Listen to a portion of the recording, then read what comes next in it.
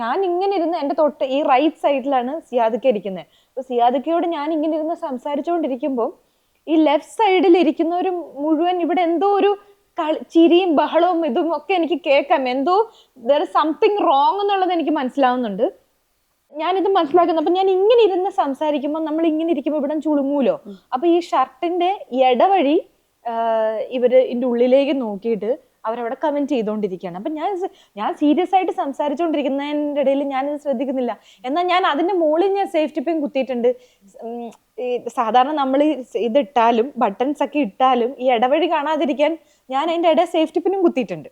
അപ്പൊ ഞാൻ പോലീസിനെ ഞാൻ കാണിച്ചു കൊടുത്തു. ഞാൻ അങ്ങനെ തന്നെ കാണിച്ചു കൊടുത്തു, ഇതാണ് എന്റെ ഞാൻ ഇട്ടിരുന്ന സാധനം. സേഫ്റ്റി പിൻ പോലും ഊരിയിട്ടില്ല. സേഫ്റ്റി പിൻ വരെ കുത്തിയ സാധനത്തിന്റെ ഇടവഴി നോക്കിയിട്ടാണ് ഇവര് ഈ കമന്റ് ചെയ്തുകൊണ്ടിരിക്കുന്നത്. അപ്പൊ ഞാൻ അപ്പോഴേക്കും സന്ദീപിന്റെ മെസ്സേജ് എനിക്ക് വന്നു, ഷർട്ടിന്റെ ബട്ടൺ ഇടൂ, ഇല്ലെങ്കിൽ ഇവിടെ കോമഡി ആവും എന്ന് പറഞ്ഞിട്ട്.